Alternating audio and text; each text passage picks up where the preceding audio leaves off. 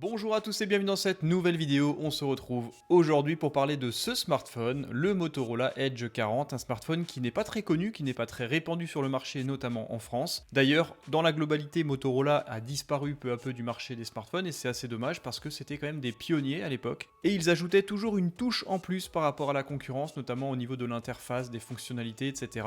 Et ce smartphone, je trouve, est un bel héritage, d'autant plus que celui-ci est plutôt accessible. C'est un smartphone milieu de gamme qui offre, en plus d'une fiche technique relativement solide, un design tout à fait attachant. Au niveau de l'emballage, aucune particularité significative, si ce n'est que c'est du carton entièrement recyclé, bravo Motorola pour ça, et on voit simplement un petit logo ici qui reprend la couleur du smartphone. Ce Motorola Edge 40 est en effet disponible en 4 coloris qui sont tous aussi sympas les uns que les autres. Vous aurez une version noire, une version vert, une version magenta qui est la version présentée aujourd'hui, et également une version bleue. A l'ouverture du coffre, on tombe donc directement sur le smartphone. Bien évidemment, ce smartphone, je m'en suis déjà servi. Rassurez-vous, si vous l'achetez dans le commerce, vous aurez bien sûr un petit film d'emballage supplémentaire. Au niveau des accessoires qui accompagnent ce Motorola Edge 40, on retrouve un bloc chargeur plutôt intéressant et plutôt performant. Celui-ci offre une connexion USB Type C et ce bloc chargeur offre une puissance de rechargement de 68 watts signé Motorola. Il s'agit donc d'une version Turbo Power qui permettra de recharger les 4400 mAh du smartphone plutôt rapidement. Point intéressant par rapport à la recharge, ce Motorola Edge 40 est également certifié compatibilité charge Qi allant jusqu'à 15 watts. Nous retrouverons également avec les accessoires un câble de chargement, connexion USB Type C vers USB Type C, forcément. Le modèle présenté aujourd'hui est également accompagné d'une coque de protection d'origine en polycarbonate transparent. Et vous retrouverez également un petit guide d'utilisateur et bien évidemment un document lié à la garantie de ce smartphone. Voilà pour les accessoires qui accompagnent ce Motorola Edge 40, vous l'avez remarqué, le coffret est plutôt complet, un bloc chargeur vraiment performant qui offre une puissance de 68 watts, une coque de protection, un câble USB Type C vers USB Type C, c'est un coffret qui se veut donc plutôt complet.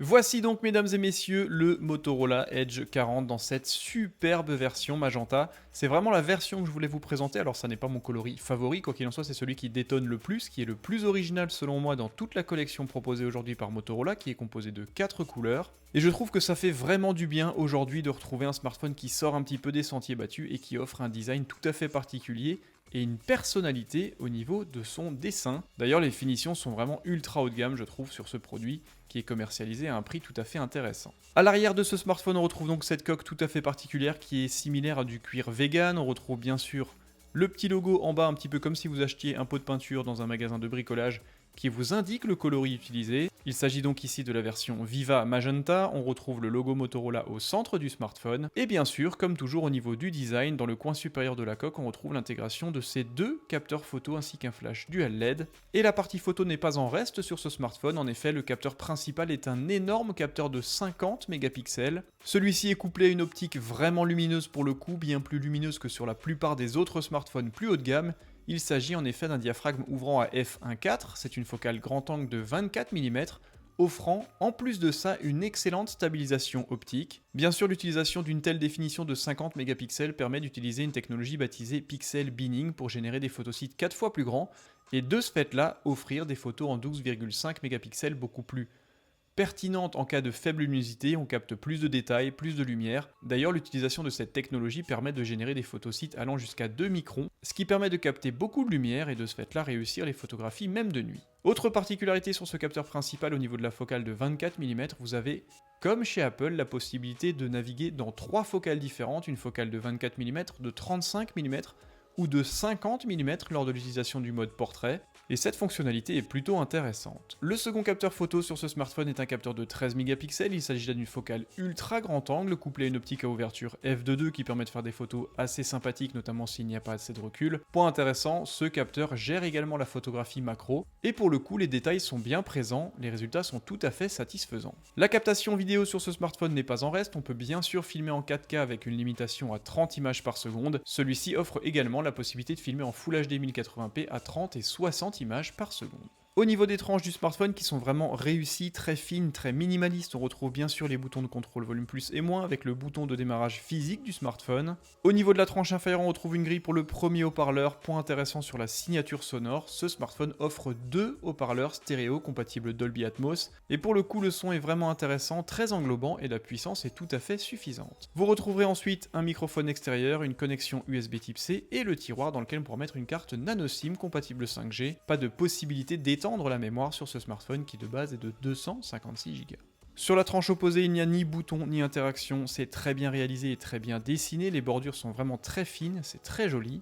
Et enfin sur la tranche supérieure, on retrouve simplement l'inscription Dolby Atmos, un microphone extérieur et directement intégré dans la tranche le second haut-parleur de cet ensemble Dolby Atmos stéréo. Autre point intéressant sur ce smartphone avant de passer à sa fiche technique, c'est que celui-ci est également certifié IP68.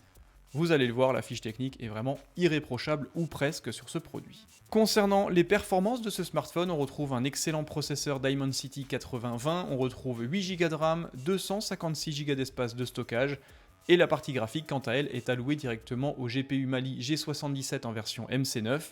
Ce smartphone tourne nativement bien sûr sous Android en version 13.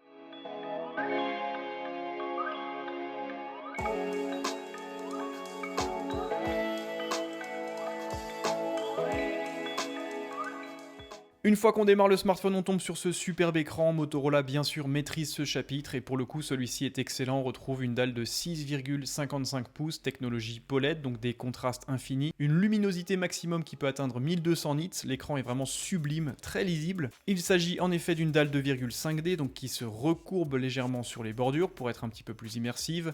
Définition Full HD+, soit une densité de 402 pixels par pouce. Bien évidemment, cet écran est également compatible HDR10+. Cerise sur le gâteau au niveau du taux de rafraîchissement, cet écran offre un taux de rafraîchissement culminant à 144 Hz. Bref, la partie écran sur ce smartphone est encore une fois très haut de gamme, je trouve, par rapport à son placement tarifaire. L'autonomie n'est pas en reste sur ce produit, on retrouve une belle batterie de 4400 mAh compatible Turbo Power 68 watts grâce au bloc chargeur fourni d'origine avec le smartphone. Et en termes de polyvalence, ce smartphone est également compatible avec la charge Qi allant jusqu'à 15 watts. La connectivité n'est pas en reste, bien sûr ce smartphone est compatible 5G, module NFC, Bluetooth en version 5.2, module Wi-Fi en version 6. L'ergonomie est vraiment excellente, c'est un smartphone qui est plutôt compact et relativement léger, celui-ci pèse 170 grammes, le poids est bien réparti, c'est vraiment un smartphone qui tient vraiment bien en main malgré une dalle de 6,55 pouces. Et le dos offre vraiment une ergonomie tout à fait remarquable, c'est vraiment un produit qui est très agréable à utiliser au quotidien. La partie photo sur ce smartphone est encore une fois plutôt haut de gamme je trouve, j'en ai parlé avant, on retrouve un capteur de 50 mégapixels, hélas je n'ai pas trouvé la possibilité de le débrider, c'est-à-dire d'accéder directement à l'intégralité des 50 mégapixels. En effet la technologie de pixel binning pour générer des photosites 4 fois plus grands et du coup offrir des photos en 12,5 mégapixels est paramétrée de base. Quoi qu'il en soit, même avec une définition de 12,5 mégapixels, les photos sont vraiment réussies. Là, on pourra un petit peu critiquer le manque de réalisme lié à l'utilisation de la technologie HDR, qui peut être bien sûr supprimée si vous le souhaitez. Quoi qu'il en soit, les détails sont vraiment présents, les nuances sont bien captées, le piqué est vraiment homogène sur l'intégralité de la photographie. Le capteur ultra grand angle, quant à lui, permet également de faire des photos créatives, notamment si on manque un petit peu de recul. On arrive à englober un maximum d'informations. Encore une fois, ici, la technologie HDR a un petit peu exagéré les couleurs. En utilisation classique, ça reste un bon capteur photo, même si bien évidemment on perd un petit peu de piqué, notamment sur les pourtours de la photographie, c'est tout à fait inhérent à ce type de focale ultra grand angle. Au niveau du mode portrait, je suis vraiment bluffé encore une fois, ce capteur et ce smartphone permet d'utiliser 3 focales directement générées numériquement, une focale de 24, 35 et 50 mm. J'avais fait le focus sur cette petite fleur qui est vraiment compliquée en termes de captation au niveau de l'algorithme, et bien pourtant le détourage est vraiment parfait. Je trouve que le bokeh est relativement doux et progressif, j'ai vraiment été surpris par cette photo. C'est sincèrement un superbe exercice qu'a réussi le Motorola Edge 40 en réalisant cette photographie. Je suis vraiment bluffé, j'ai vraiment hâte de poursuivre mes tests. Pour le reste, même en utilisation classique, je trouve que le mode portrait est très réussi, le bokeh est vraiment parfait, bien détouré, il n'y a pas trop de problème de détourage, c'est très précis, que ce soit entre les doigts ou entre le smartphone et mon pouce par exemple, c'est plutôt homogène. Et pour illustrer mes propos, vous retrouverez ici du coup en mode portrait la focale native de 24 mm qui est la focale physique du smartphone.